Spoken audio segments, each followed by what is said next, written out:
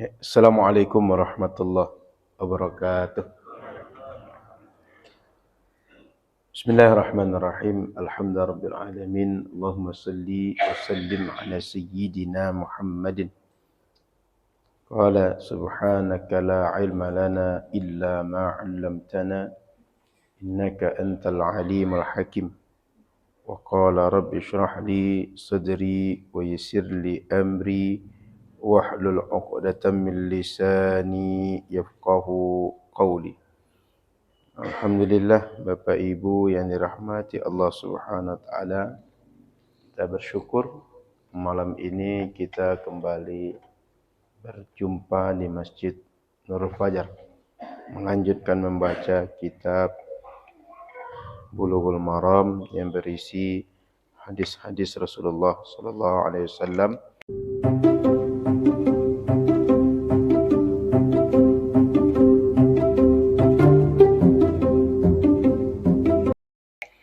Mudah-mudahan dengan itu kita makin yakin beramal dengan agama, makin paham dengan agama, dan makin banyak amal kita yang lurus sesuai dengan agama. Salawat beriring salam kepada Rasulullah sallallahu alaihi wasallam. Mudah-mudahan kita semua termasuk di antara umat yang di akhirat patut berkumpul dengan Nabi Muhammad sallallahu alaihi wasallam. Amin ya rabbal alamin. Kita lanjut membaca hadis terakhir bab haid ya. Ya Zakhirul. Baik, saya ulang sedikit membaca 1-2 hadis dalam bab haid, nanti kita lanjutkan. Bapak Ibu yang dirahmati Allah Subhanahu wa taala, kita malam ini baca beberapa hadis Nabi tentang haid. Haid ini adalah darah yang keluar dari rahim perempuan. Darah ini normal, Pak. Darah ini adalah fitrah. Artinya setiap perempuan yang sehat itu mengalami.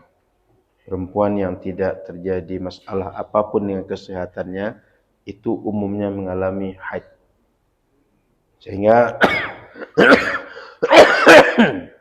Bapak Ibu tak perlu heran dan tak perlu merasa asing dengan darah haid.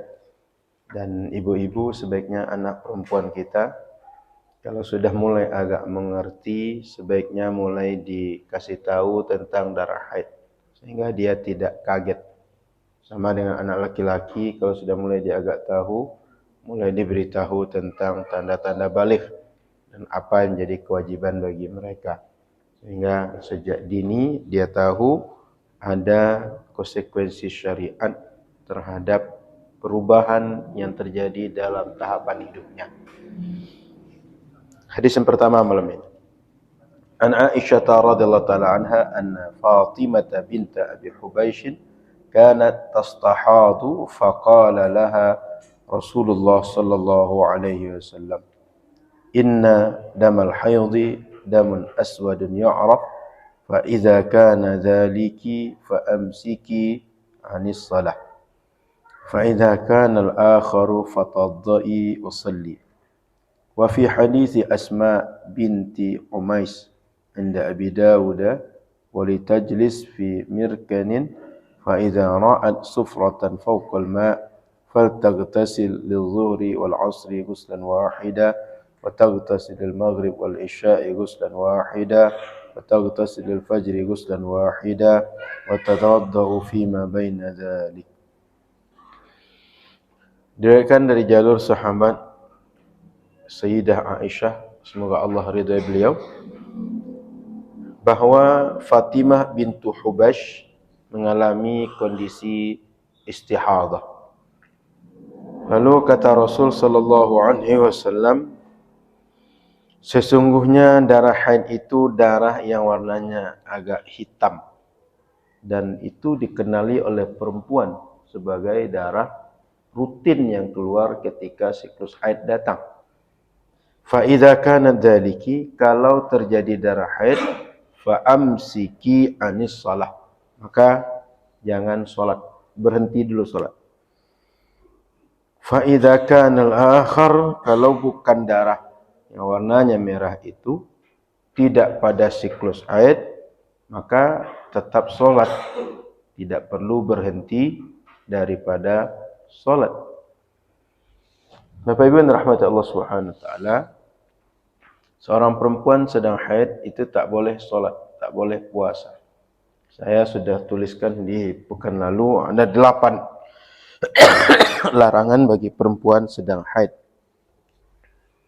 Di antara larangan itu adalah solat, tawaf, puasa, membaca Al-Quran,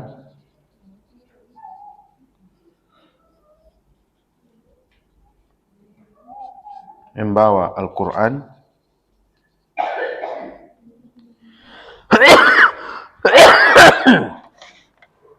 menyentuh Al-Quran,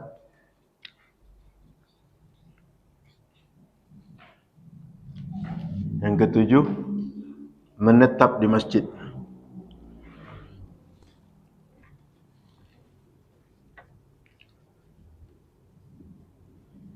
Yang kedelapan, berhubungan badan suami istri.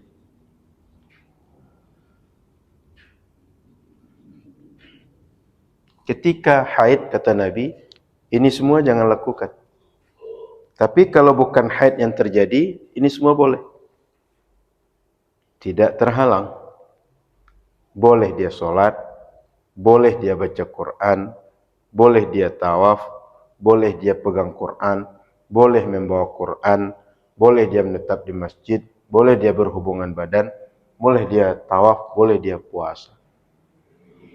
Tapi bila haid, justru haram dia melakukan solat, haram dia puasa. Kenapa? Syariat suruh jangan solat, dia justru solat. Syariat itu kalau melarang mestinya kita tidak melakukan, dia melakukan, berarti dia melanggar syariat. Makanya jangan kira nanti Ustaz enggak enak saya sendiri yang enggak puasa, yang lain puasa, saya pengen puasa juga, padahal saya haid. Itu justru puasanya membuat dia berdosa, bukan membuat dia berpahala. Kalau orang lain berpahala puasa, kalau dia yang haid berdosa. Kenapa? Tidak mau ikut aturan syariat. Gitu Pak. Hadis yang berikut.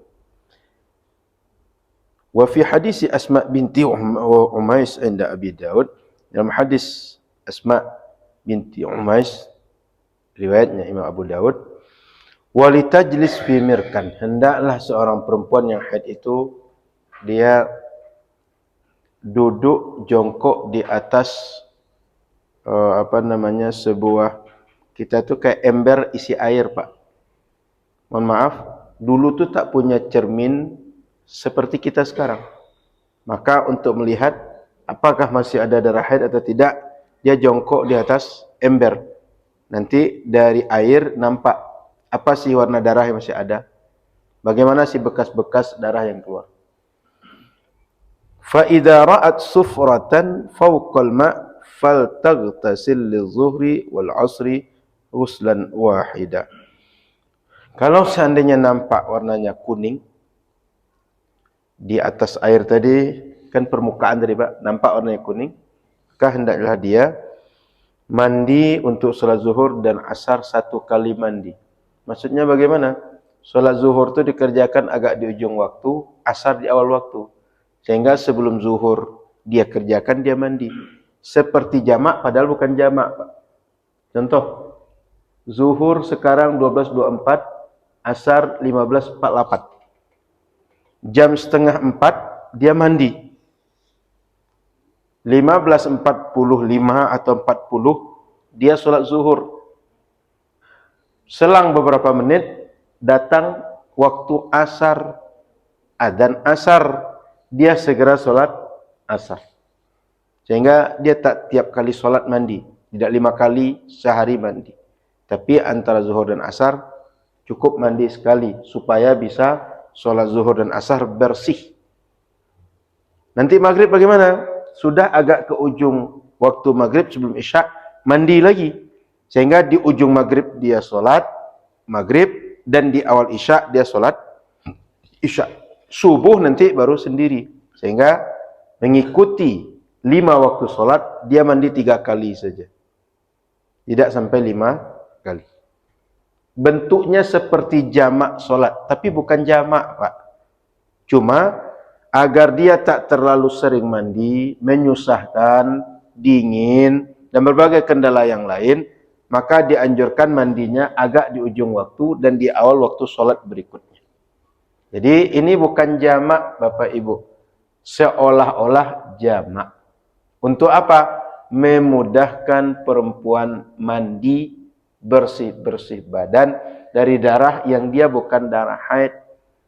Karena tadi sudah sebutkan, kalau bukan darah haid, sholat tetap dilakukan. Kalau haid berhenti. Jadi jelas, kalau haid dia memang tak sholat. Sekarang ini dia bukan haid, maka dia tetap sholat, cuma dia mesti bersih-bersih. Karena tak mungkin kita sholat kondisi kotor. Jangankan mengkaji najis dan sah atau tidak menurut syariat, kita semua kalau kondisi badan kotor itu tak nyaman, Pak. Kuku lagi panjang, itu nggak nyaman tangan kita. Rambut panjang, nggak nyaman kepala kita. Orang tak biasa kumis panjang itu, kumis agak panjang itu dia geli. Orang tak biasa jenggot panjang, begitu agak panjang, dia merasa tak nyaman. Orang yang tak biasa tidak gosok gigi, begitu gundar giginya lupa atau kehilangan, sehingga 2 hari tak gosok gigi, itu mulutnya tak nyaman. Jadi itu fitrah bawaan semua orang. Maka Rasul mengajarkan, kalau ada perempuan, dia mengalami istihadah, dia tetap sholat. Tapi sebelum dia sholat, bersih-bersih. Gitu Pak ya. Jadi poinnya, kalau perempuan sedang haid, tinggalkan sholat. Kalau dia tidak haid, darah keluar, itu istihadah, tetap wajib sholat. Bagaimana cara meringankannya? Mandinya agak di ujung waktu, dan agak dekat dengan awal waktu sholat berikutnya, untuk meringankan.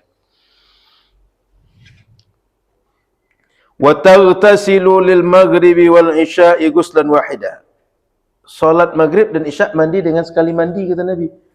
Wa taghtasilu lil fajri ghuslan wahida. Untuk salat subuh itu mandi sekali juga. Wa tatawaddau fi ma baina dzalik. Di antara 2 salat tadi tinggal wudu saja diperbaharui. Artinya kalau kita habis salat lalu wudu, untuk salat berikutnya wudu saja lagi, enggak perlu mandi dari awal. Lalu salat lagi. Maknanya, kalau antara jeda 2 salat itu Anda kotor, bersihkan sebentar, setelah bersihkan wudu, salat lagi. Maka Bapak Ibu rahmat Allah Subhanahu wa taala, hadis ini menjelaskan pada kita bahwa perempuan meskipun dalam kondisi keluar darah, darah itu kalau istihadah dia tetap salat. Kalau haid tidak salat, nifas tidak salat. Kemudian Bapak Ibu yang dirahmati Allah Subhanahu wa taala, sebagian orang membedakan kondisi darah haid dengan bukan haid itu dengan warna darah. Sebagian orang membedakan dengan kebiasaan siklus. Berapa lama dia biasanya haid? Kalau lebih dari itu, maka istihadah. Biasanya 10 hari paling lama, 7 hari, 6 hari, 4 hari, 5 hari. Sekarang sudah lebih dari itu, maka lebih dari itu istihadah. Ini namanya melihat daripada kebiasaan. Jadi ada 2 metode perempuan itu biasanya menetapkan. Satu, dari segi warna darah. Penetapan haid bagi perempuan. Sejak dulu berlaku, satu, melihat warna darah. Yang kedua, melihat kebiasaan. Maksudnya durasi berapa lama sih terjadinya haid dalam satu siklus. 2 itu metode yang dipakai sejak dahulu. Baik para istri sahabat, istri Rasulullah, generasi berikutnya sampai hari ini.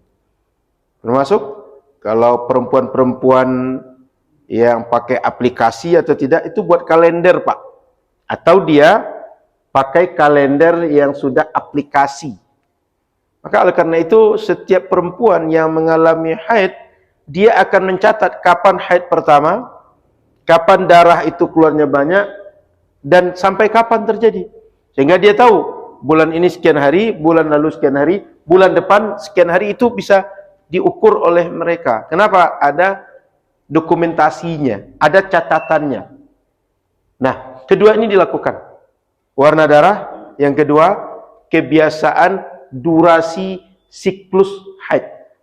Maka Bapak Ibu yang dirahmati Allah, ini baik juga anak dan istri kita diberitahu agar mencatat berapa lama dia mengalami haid, agar dia tahu kapan awal, kapan akhir, dan apa yang mesti dilakukan selama siklus haid, dan kalau bukan haid apa yang mesti dia lakukan. Anak-anak kita itu tak selamanya anak-anak, dia akan remaja, dia nanti akan menjadi seorang yang baligh, dia selanjutnya akan bisa menikah, dan dia juga akan menjadi para istri, para suami seperti kita. Jadi dikasih tahu dari awal. Hadis yang berikutnya. Wa an Hamnah binti Jahshin qalat kuntu astahadu haidatan kathiratan syadidah. Hamnah bintu Jahsh cerita, saya mengalami haid, yang haid itu sangat banyak darah yang keluar. Fa'ataitu Nabiy sallallahu alaihi wasallam astaftihi wa ukhbiru. Lalu saya datangi Nabi, minta penjelasan dari Nabi, minta fatwa dari Nabi, dan saya ceritakan pada Nabi apa yang terjadi dengan saya. Kasratan syaddah ini terlalu lama dia mengalami haid. Jadi ada perempuan, ini kok lama kali saya enggak sholat, lama kali darah keluar. Faqal, Nabi jawab, innama hiya raqdatan minasy syaitan fatahayyadhi 6 ayyam atau 7 ayyam fi ilmillah. Itu yang membuat engkau panjang mengalami haid itu adalah semacam colekan syaitan di rahim. Sehingga akibat colekan syaitan itu enggak bisa kita membedakan warna darah, mana darah haid, mana yang bukan. Sengaja dimainkan syaitan. Sehingga ibarat rahim itu, andaikan dia punya bergantung di perut itu macam ini yang ini digoyang-goyang dia, supaya darah yang keluar warnanya tidak jelas yang mana satu nih, agar perempuan bingung mau sholat atau tidak. Mainan syaitan. Apa kata Nabi? Fatahayyadhi 6 ayyam atau 7 ayyam fi ilmillah. Perempuan itu pastikan oleh engkau dia itu haid selama 6 atau 7 hari berdasarkan ilmu Allah, berdasarkan informasi dari Allah. Umumnya perempuan itu ditakdirkan Allah 6 sampai 7 hari haid, kata Nabi. Summaktasili, kalau sudah 7 hari, sudah 6 hari, mandi, bersihkan. Fa idza ra'aiti annaki qad tahurti wastanqati fasalli 24 lailatan aw 23 lailatan wa ayyamaha. Kalau nampak rupanya sudah bersih, tak ada lagi bekas darah tadi, maka solatlah selama 24 hari 24 malam atau 23 hari 23 malam. Sebab hitungan hijriah bulan itu kalau tidak 29 30. Jika mengalami 6 atau 7 hari, otomatis lama perempuan tadi bisa solat 23 atau 24 hari. Karena kondisi haid itu kata Nabi cuma 6 atau 7 hari. Kalau 30 hari haid itu cuma 6 hari, berarti 24 hari dia bersih. Kalau 7 hari cuma, berarti 23 hari dia bersih. Kalau 29, jika dia 26 hari mengalami haid, 23 masih sisa. Maknanya Nabi menggambarkan, umumnya perempuan itu mengalami haid 6 sampai 7 hari. Begitu ketentuan Allah. Wasumi usalli. Kalau sudah lewat masa yang 6 atau 7 hari itu, puasa, salat. Fa inna dzalika yujzi'uk. Karena dengan mengenali tanda 6 atau 7 hari tadi, itu sudah cukup sebagai standar patokan kapan sholat, kapan tidak sholat. Wa kadzaliki faf'ali kama tahidun nisa. Begitu juga. Kalau perempuan sedang haid, itu jangan lakukan apa yang tak boleh selama haid. Ketika kondisi bersih, ya sholat. Ketika haid, ya lakukan lagi apa yang tak boleh selama haid.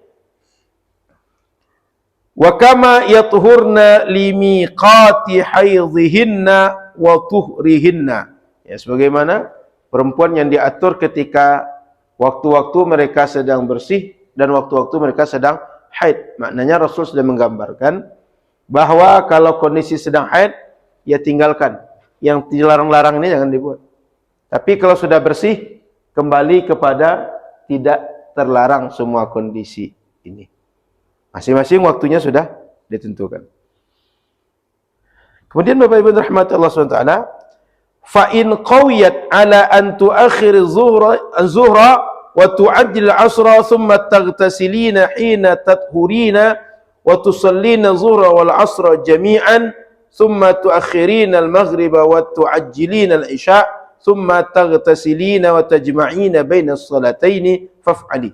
Kata Nabi, kalau engkau kuat, apabila engkau akhirkan pelaksanaan salat zuhur dan dicepatkan pelaksanaan salat asar seperti tadi itu, di ujung zuhur dan di awal asar, untuk pelaksanaan dua salat ini, maka mandinya lambatkan sedikit sampai ujung waktu.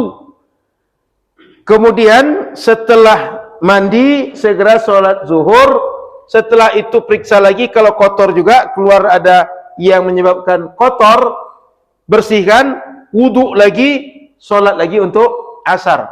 Mandi cukup sekali, wuduknya bisa setiap kali solat, memastikan kondisi bersih atau tidak. Kalau dalam solat masih juga ngalir, masih keluar bagaimana? Itu tetap sah solatnya. Najis yang dimaafkan. Jadi dia najis, tapi dimaafkan. Tetap sah solat dia meskipun najis keluar. Kenapa? Karena ini tak bisa di stop. Mohon maaf sama laki-laki beser. Tahu beser ya? Yang keluar terus, Pak. Ada, kalau saya pernah lihat di kampung itu, bapak-bapak usia di atas 60, itu dikasih selang itu pakai plastik. Diikat pakai plastik. Sehingga saya lihat kalau beliau di toilet kamar mandi itu, karena kalau di kampung kan jarang yang di bilik khusus satu-satu. Itu beliau bersihkan. Maka Bapak Ibu rahmati Allah SWT, laki-laki bisa mengalami beser itu. Kencing tidak putus-putus. Kalau seandainya orang seperti ini enggak sholat, ini enggak akan pernah sholat. Maka caranya, begitu masuk waktu sholat, dia bersih-bersih. Setelah itu dia pasang lagi penutup daripada yang bisa menyebabkan tertahannya kotoran keluar. Lalu dia wudhu, dia sholat, meskipun keluar itu tetap najis, tapi dimaafkan. Perempuan juga seperti itu. Jadi undurkan sholat maghrib, cepatkan sholat asar. Begitu juga sholat maghrib dan isya, diundurkan maghrib, dicepatkan asar, seperti hadis yang sebelumnya. Wa tajma'i bainas salataini faf'ali, dan engkau melaksanakan dua salat di waktu yang berdekatan, bukan menjamak secara hakiki, tapi adalah mendekatkan dua waktu salat seakan-akan seperti jamak salat zuhur dan asar di satu waktu. Bukan, dia bukan jamak, tapi bentuknya jamak, tapi bukan jamak. Wa tagtasilina ma subhi wa tusallina wa kadzaliki faf'ali wasumi in qawiti ala dhalik. Jadi Bapak Ibu yang rahmat Allah Subhanahu wa taala, perempuan ini bila dia mengalami kondisi istihadhah tetap dia salat, namun ketika dia salat itu ada keringanan-keringanan yang tak dialami oleh perempuan yang lain. Faqala Rasulullah SAW, kata Rasul, wa huwa a'jabul amrayni ilayya. Kata Rasul, ini dua hal yang agak menarik perhatian saya, kata Rasul, kondisinya dalam perempuan seperti ini. Rawahul khamsah illa an-Nasa'i wa sahahahu at-Tirmizi wa hassanahu al-Bukhari. Hadis berikut. Wa an Aisyah radhiyallahu ta'ala anha qalat. Diriwayatkan melalui jalur Sayyidah Aisyah, semoga Allah ridha beliau. Kata beliau, "Inna umma Habibah binta Jahshin allati kanat tahta Abdurrahman ibn Auf syakat ila Rasulillah sallallahu alaihi wasallam ad-dam. Seorang perempuan namanya Ummu Habibah bintu Jahsh yang merupakan perempuan berada di bawah naungan, di bawah jaminan, di bawah pertanggungjawaban Abdurrahman bin Auf. Syakat ila Rasulillah sallallahu alaihi wasallam ad-dam. Dia mengadu kepada Rasul tentang darah. Faqala laha, kata Rasul, umkuthi qadra ma kanat tahbisuki haydatuki thumma ightasili. Cukup, tak usah solat selama sebanyak hari engkau biasanya haid. Kalau dah selesai, segera mandi. Setelah itu, fakanat taghtasilu inda kulli salah. Maka setelah itu solat. Sehingga perempuan ini, Bapak Ibu yang dirahmati Allah Subhanahu wa taala, umkuthi qadra ma kanat tahbisuki haydhataki thumma ightasili. Ketika darah itu keluar, itu jangan solat, menetap aja. Tapi begitu sudah masuk waktu solat, mandi. Sehingga perempuan ini setiap kali waktu solat mandi. Kalau tadi 3 kali dalam 5 kali solat, 3 kali cuma mandi. Kalau ini setiap kali solat mandi. Saya ulang. Kalau tadi 3 kali cuma mandi. Kalau ini setiap solat mandi. Maka Bapak Ibu yang dirahmati Allah Subhanahu wa taala, dari beberapa hadis ini diketahui bahwa perempuan itu mereka mengukur haid mereka dengan beberapa metode. Seperti yang saya sampaikan, ada yang melihat warna darah, yang kedua melihatnya dengan hitungan hari. Berapa lama mereka mengalami haid, berapa lama mereka suci. Ini kebiasaannya perempuan yang tahu, Pak. Kita laki-laki wajib tahu ilmunya supaya paham kondisi perempuan sedang haid dan bisa memberitahu kepada perempuan. Bapak Ibu yang dirahmati Allah Subhanahu wa taala, hadis Hamnah yang tadi menceritakan bahwa setiap di ujung waktu solat kita mandi dan dekat dengan waktu solat berikutnya, ini menunjukkan bahwa annal mustahadha tumayyizu haydhaha amma tajawazahu ila al-istihadha bi an tarji'a ila ghalibi ahwalin nisa. Jadi perempuan itu memulangkan, menstandarkan lamanya pelaksanaan terjadinya haid mereka itu melihat kepada kondisi perempuan itu berapa lama umumnya haid. Jadi distandarkan dengan waktu. Ghalib perempuan, umumnya perempuan haid berapa lama sih? Maka selama itulah dia haid. Lebih dari itu dia menghukumi tidak lagi haid, yaitu 7 atau 6 hari. Karena kata Nabi sallallahu alaihi wasallam, wa kadzaliki faf'ali kama tahidun nisa wa kama yadhurna limiqati haidhihinna wa tuhrihinna. Jadi perempuan umumnya kata Nabi, durasi waktu mereka haid dan durasi waktu mereka salat itu 6 atau 7 hari untuk haid. Lebih dari itu suci. Kemudian Bapak Ibu rahmat Allah Subhanahu wa taala, kalau kita tengok hadis yang kita baca panjang yang kedua, ini menunjukkan bahwa annaha tarji'u ila adatiha, bahwa haid itu melihat kepada kebiasaan. Berapa lama kebiasaannya?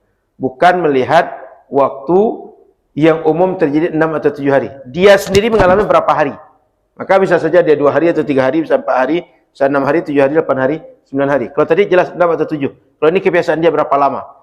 Tengok haid sebelumnya, tengok haid sebelumnya, tengok haid sebelumnya. Berapa lama dia haid? Yang paling mudah distandarkan tu haid terdekat. Misalnya 2 kali haid sebelumnya atau 1 kali haid sebelumnya. Haid bulan lalu jadikan sebagai standar untuk menyatakan haid bulan ini. Itu contoh. Baik Bapak Ibu yang dirahmati Allah Subhanahu wa taala, jadi secara umum ada 2. Warna darah dan waktu.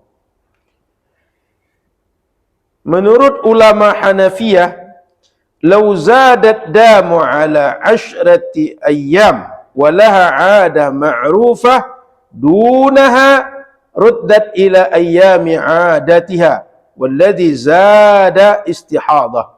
Kata ulama Hanafiyah, Kalau lebih dari 10 hari dan dia punya kebiasaan yang sudah dikenal, kemudian terjadi kurang dari 10 hari, maka dikembalikan kepada adat perempuan. Misalnya cuma 4 hari, berarti tidak sampai 10 hari, maka diukur berarti 4 hari saja haid. Lebih dari itu istihadah. Sehingga kalau 10 hari dia mengalami, sementara dia punya kebiasaan 6 hari, cuma 4 hari lagi dihitung istihadah bagi dia.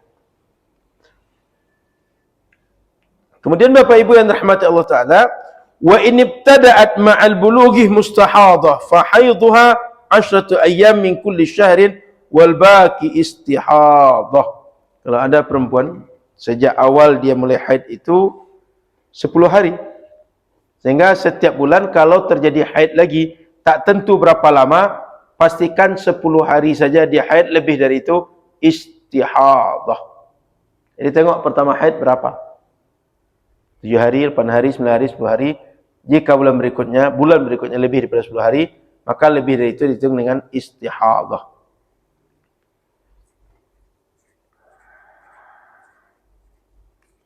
Baik, selanjutnya Pak Ibu yang rahmati Allah Subhanahu wa taala, seandainya perempuan tak bisa membedakan darah antara dua kondisi sebelum 15 hari dan setelah 15 hari, fa innaha tamkuthu mustahadah abadan fa ghusluha mujzin 'inda al-hukmi 'alayhi bil istihadah ay ba'da al-15 yawman al-awwal la tahtaju ila ghuslin ba'dah. Jadi perempuan ini ada yang dia tak bisa membedakan darah. Maka bagaimana caranya? Setelah 15 hari dia mandi.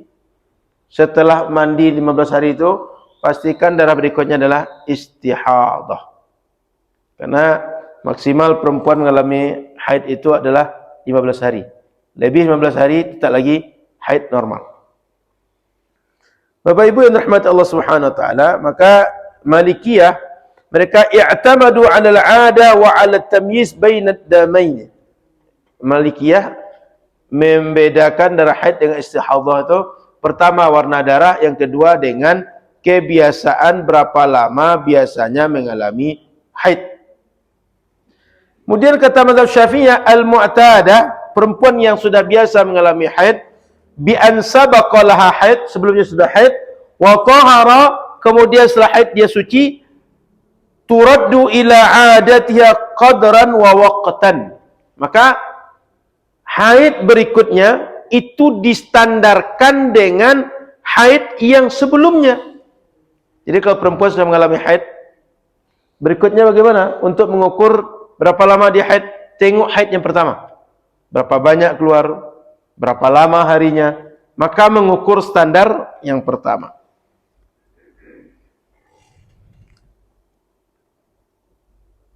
Wa yuhkamu lil mu'tada al mumayyiza bit tamyiz lil 'ada al mukhalifah lahu fil asah 'inda Syafi'iyah. Jadi perempuan yang sudah punya siklus yang adatnya ke perempuan itu jelas berapa kali haid, itu standar sebelum itu jadikan patokan. Sehingga kalau ada satu kondisi atau satu kejadian itu berubah drastis, yang berubah ini nggak jadi patokan. Maka berapa lama seringnya terjadi siklus haid itu standar. Jika dalam sebulan, dalam setahun itu 12 bulan, dia seringnya 6 hari 7 hari, sesekali 15 hari, sesekali 12 hari. Jangan dihitung 12 dan 15 tuh. Tengok yang 6 atau 7 yang umum terjadi dengan dia. Jadi standarnya itu adalah berapa kali yang sering terjadi. Itu menjadi standar bagi perempuan untuk menentukan yang berikutnya haid atau tidak. Ai illam yatakhallal bainaha naqa aw dha'ifu qadrin aqall at-tuhri wa illa umila bihima. Falau kana 'adatuha khamsah min awal ash-shahr thumma ra'at fi ash-shahr 20 dha'ifan thumma khamsata qawiyan fa hadhihi al-khamsah haidhun li waqtiha. Kalau perempuan itu mengalami sebulan itu 5 hari. Kemudian dia melihat bahwa 20 hari dalam sebulan itu ada darah, cuma darah itu tidak terlalu kental, tidak terlalu hitam. Warna haidnya ada tapi tipis warna ini. Thumma khamsatan qawiyan. Kemudian dia tengok ada 5 hari darah itu tanda haidnya sangat sangat kentara. Maka pastikan yang 5 hari saja haid, 20 hari bukan haid. Jadi kalau dia pernah mengalami haid sehingga tahu berapa lamanya haid, maka melihat kebiasaan dia, meskipun dalam sebulan itu nampak darah itu keluar 20 hari, 25 hari. Maka lihat kebiasaan dia, 5 hari dia mengalami haid seperti masa sebelumnya. Wal khamsa al-ula min al-20 haidun aidan liwuqu'iha fi mahallil 'adah, fi mahallil 'adah. Jadi 5 hari pertama, kemudian 5 hari berikutnya itu dihitungi sebagai haid bagi perempuan tadi. 15 hari di antara keduanya itu bukan haid. Tadi kan 5. Tadi kan 20, kemudian 5. Dari 20 ini berarti 5 tambah 15. 5 darahnya kuat, 15 darahnya tidak kuat, maksudnya kuat kentalnya, hitamnya. Maka yang 5 hari hukum haid, yang 15 hari bukan haid. Selanjutnya berikutnya 5 hari berikutnya dihukumi haid lagi. Sebab perempuan dia mengalami haid sebelumnya kebiasaannya 5 hari. Baik, Bapak Ibu yang dirahmati Allah Subhanahu wa taala, intinya adalah bagi perempuan menandai haid dan tidak haid ini ada 2, dengan kebiasaan, yang kedua dengan waktu. Mohon maaf, dengan waktu yang biasa dia lalui, yang kedua dengan warna darah. Dicek warna darah. Warnanya merah kehitaman atau sudah mulai bersih. Kemudian Bapak Ibu yang dirahmati Allah Subhanahu wa taala, selanjutnya yang dipelajari dari hadis ini adalah Mada yajibu 'alal mustahadha li ajli as-shalah. Apa yang mesti dilakukan oleh seorang perempuan yang dia istihadhah supaya dia salat. Tadi cara mengenal waktunya. Yang kedua, supaya tetap salat di waktu, harus salat padahal darah keluar. Apa mesti dilakukan? Dalam hadis Fatimah itu dikatakan bahwa fa idza kana akhar fatawadda'i wa shalli. Dalam lain faghtasili wa shalli. Dalam riwayat lain summa ghtasili. Dalam riwayat lain fa amaraha an taghtasil. Disuruh Nabi perempuan itu untuk mandi. Intinya semua hadis ini menunjukkan bahwa perempuan ini mandi. Maka berdasarkan hadis Hamnah bintu Jahash, bagaimana cara mandinya? Jama'as salataini baina zuhri wal 'asri bi ghuslin wal maghrib wal isya' bi ghuslin wa tusalli subhi bi ghuslin khas. Bahwa perempuan tadi mandi, cara mandinya zuhur dan asar cukup sekali mandi, maghrib dan isya' sekali mandi, subuh sekali mandi. Kemudian Bapak Ibu rahmati Allah Subhanahu wa taala, perempuan ini selain dia mandi, maka dia kemudian berwudu untuk sholat. Mandinya membersihkan diri, berwuduknya untuk sholat. Jadi di antara keduanya dia tetap berwudu. Kemudian Bapak Ibu yang dirahmati Allah Subhanahu wa taala,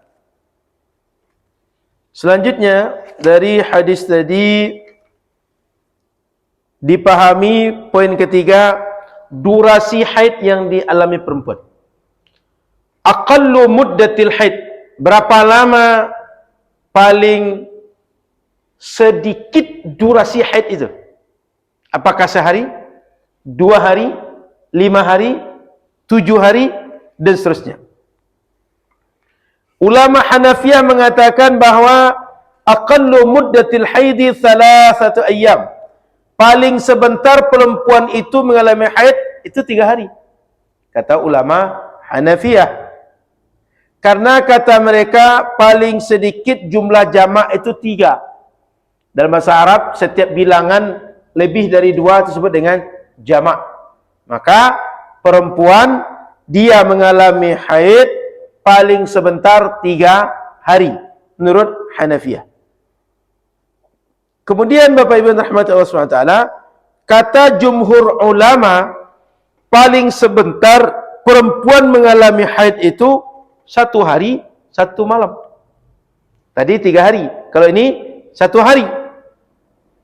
Kalau kata ulama Malikiyah, sekali keluarnya itu sudah dihitung haid, meskipun tak disusul dengan darah berikutnya.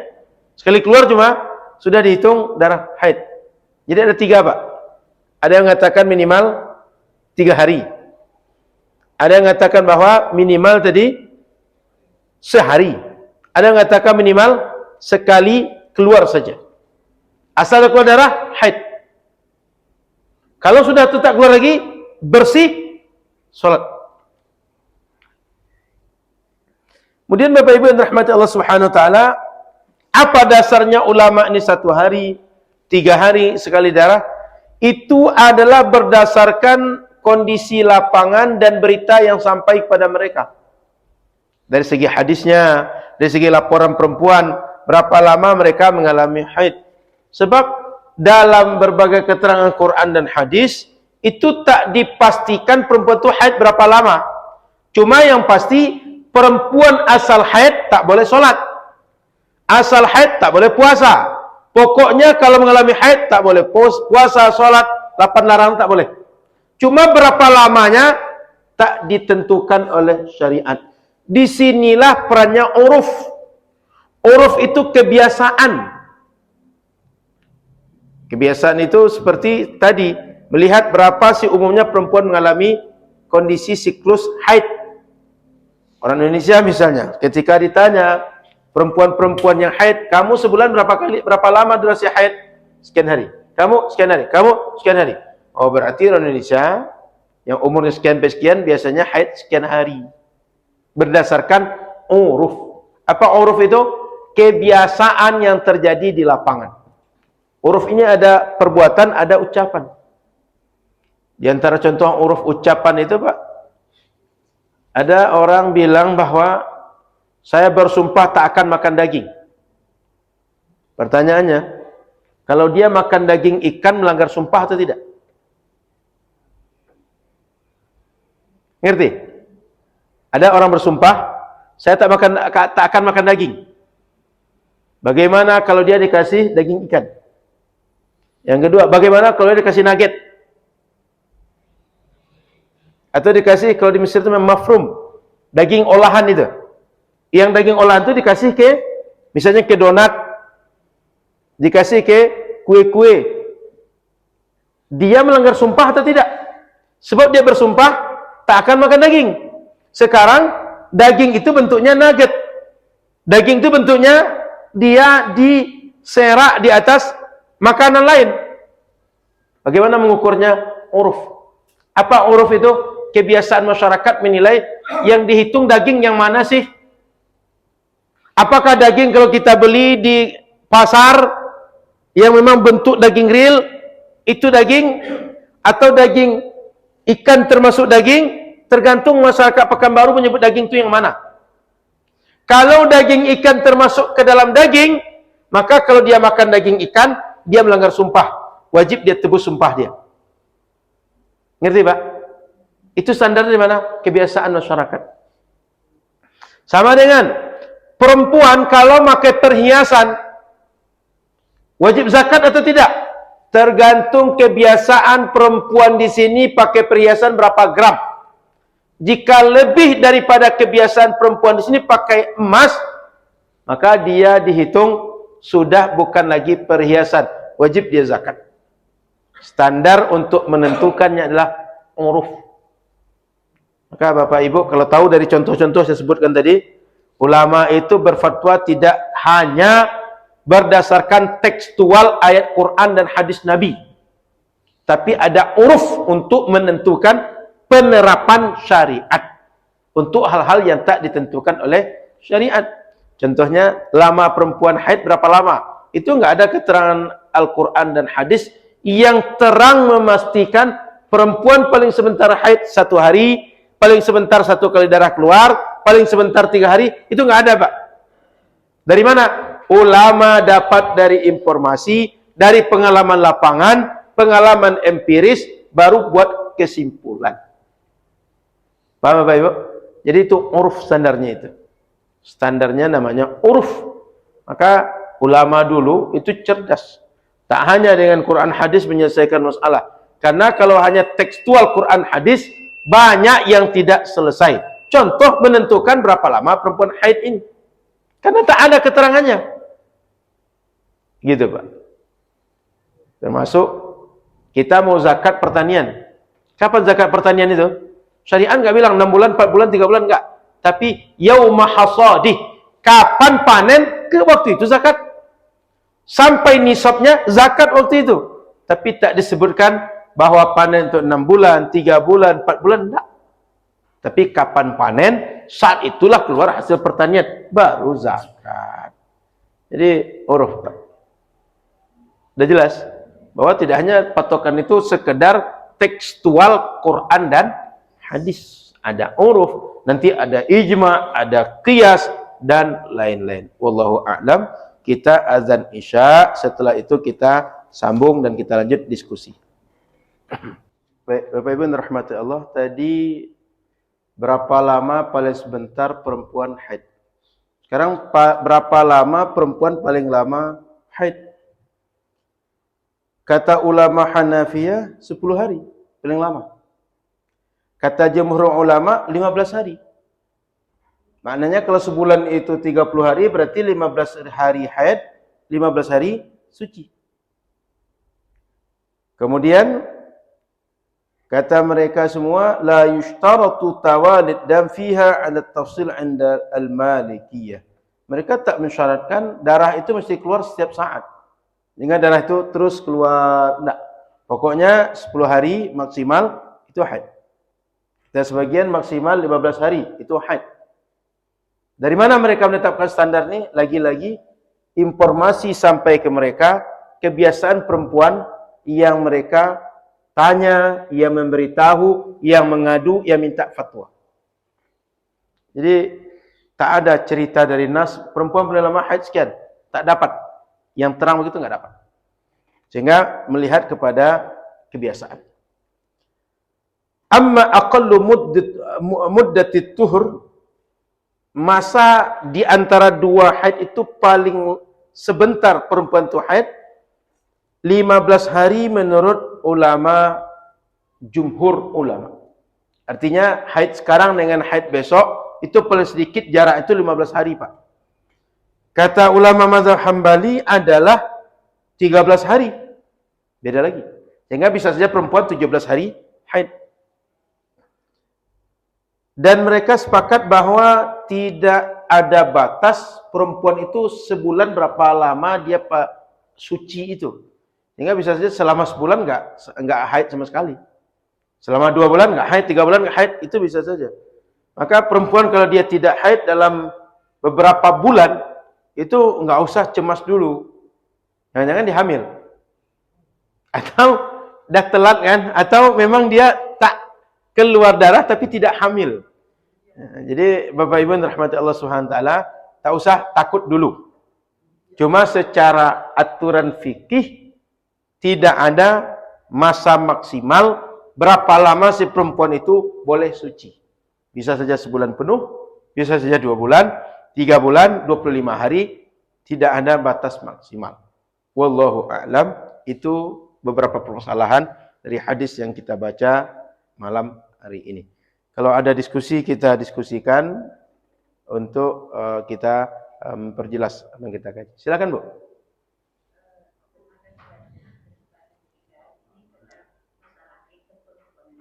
Betul Bu.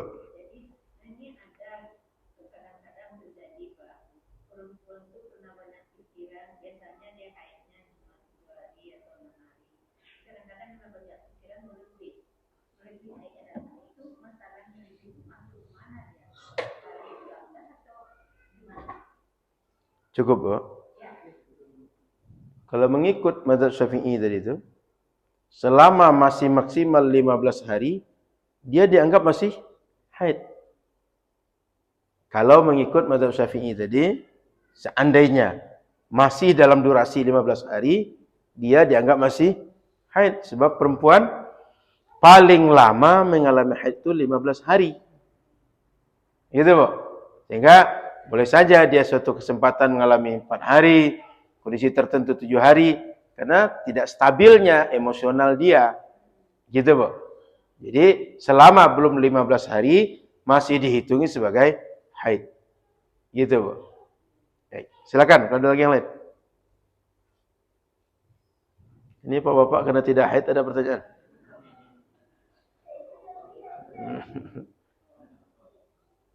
Silakan kalau ada lagi. Silakan, Pak. Silakan, Pak.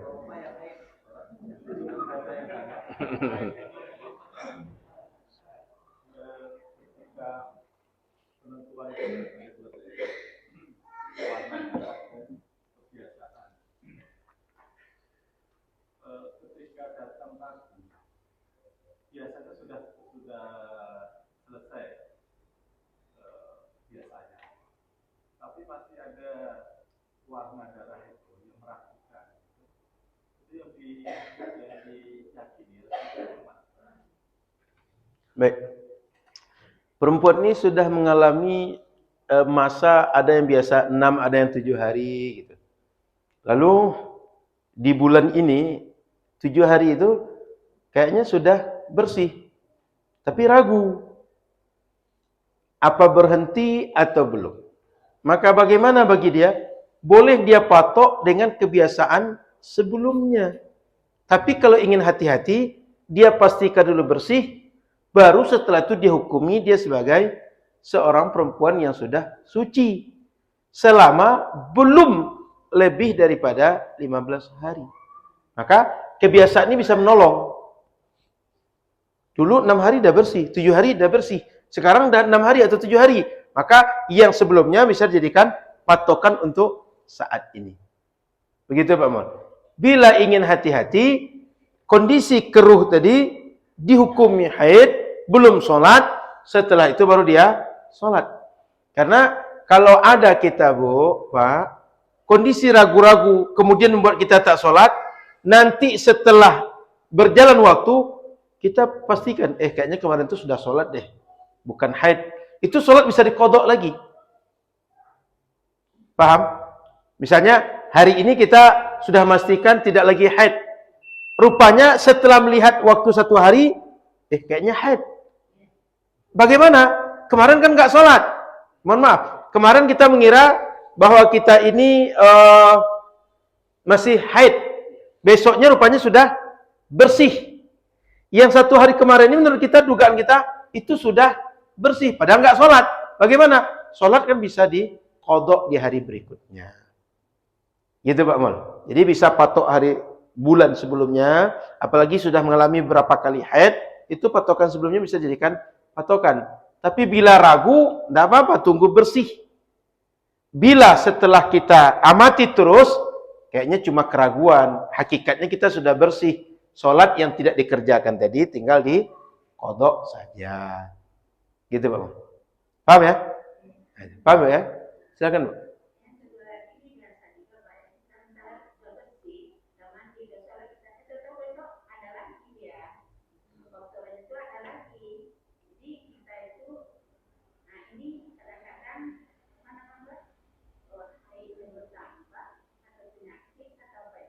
Baik. Tadi patokan Bu, selama masih belum batas maksimal, maka dihitung haid lagi. Lalu ketika kondisi bersih kita sholat, ya karena kondisi hakikinya nggak ada darah, makanya kita sholat. Bukan karena kita tidak patuh dengan syariat. Kata syariat, kalau tengok darah jangan sholat. Sekarang nggak tengok darah, maka kita sholat berdasarkan tidak adanya darah. Sehingga kita tidak sedang melanggar syariat saat itu. Datang besok itu kita tengok, kalau masih darah, masa tinggalkan sholat. Begitu sudah bersih lagi, mandi lagi, baru dihukumi suci. Selama belum habis batas maksimal haid. Sudah Bu? Baik, kita cukupkan. InsyaAllah kita sambung di pekan akan datang. Masih ada beberapa hadis pembahasan haid, terutama tentang apa saja yang tidak diperkenankan bagi perempuan ketika mengalami haid sampai dia bersih. Penjabaran poin 8 ini dari hadis Nabi di pekan akan datang insyaallah. Terima kasih. Mohon maaf salah dan kurang. Subhanakallahumma wa bihamdika asyhadu an la ilaha illa anta astaghfiruka wa atubu ilaika. Assalamualaikum warahmatullahi wabarakatuh.